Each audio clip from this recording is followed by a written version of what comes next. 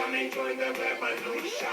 We are going the army of haters, and when we just like papers. Somebody get me my crown, cause I'm feeling it now. My pillow. Latest music video, Here Comes the King, from the new album Reincarnated, out in April. I'm back now with Snoop Lion. You were a gangster rapper, we've discussed this, and you've now written this song called No Guns Allowed. What was the inspiration for this? Because it obviously for you represents a pretty big U-turn in your life.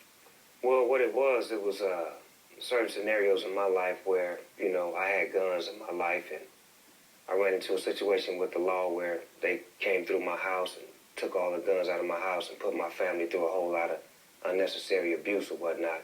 And I just felt like I had got to the point in my career in my life where I didn't need guns in my life because I didn't project that energy. I felt like I was positive and peaceful. And then at the same time, I kept hearing about all these school shootings and these people getting, guns in their hands and not knowing what to do with them and just going on a rampage. So it really touched me and it affected me to where I wanted to say something and I wanted to make some music to try to help the next person who was thinking about loading a gun, going to a school and shooting, and maybe helping him put that gun down and think about what he was doing or what she was doing before they did that. I mean, the gun is to many people in America a symbol of power. It may be involving membership of a gang, or it may be a crazed young mass shooter who wants to make a name for himself, whatever it may be. At the centre of it is a sense of it empowers you. You've felt that, and then you've renounced that power. Why do so many people, do you think, associate the gun with somehow some form of self-esteem? Well, first of all, we are guilty as Americans of promoting the gun as one of the most highly touted things that you could have in your life. Whether it's good or bad, we've always did that. From the time I was a kid, I would always see pictures and movies with my favorite guys with guns and, them toting them around and doing whatever they did with them. And then when it got to the point where the gun became a part of your everyday life to where people were getting killed and people were dying, then you had to really take into account, is this gun really necessary? Is it necessary for me to have this gun? Or is it better for me not to have a gun? They say it's better to be caught with than without. But once you get older, it's better not to have one.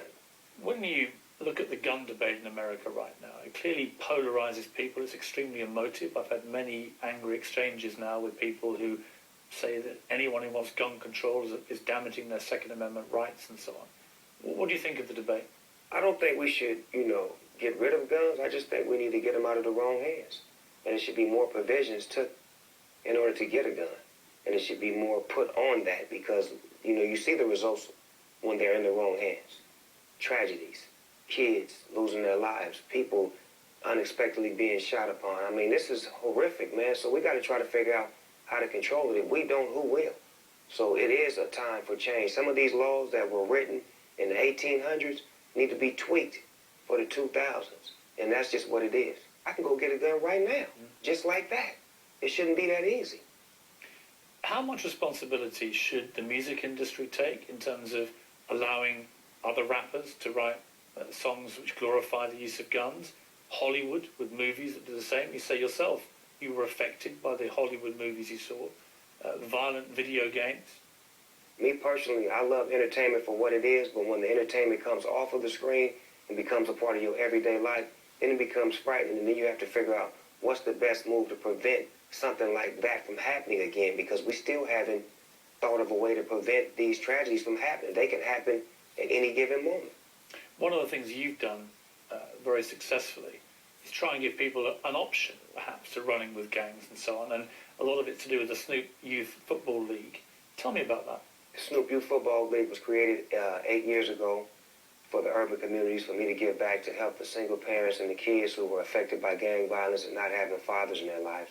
It's a program where football costs $100 for a kid to play. They get to play football all season. They have to maintain a 2.0 GPA.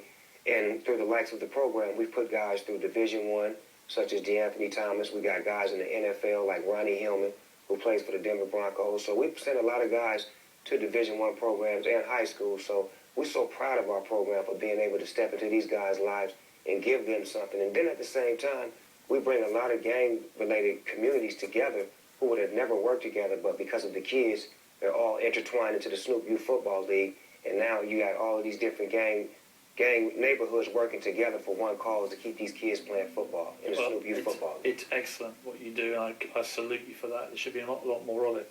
Let's take another break. I want to come back and talk to you about what Willie Nelson told me about you and some rather long nights in Amsterdam, Mr. Lion.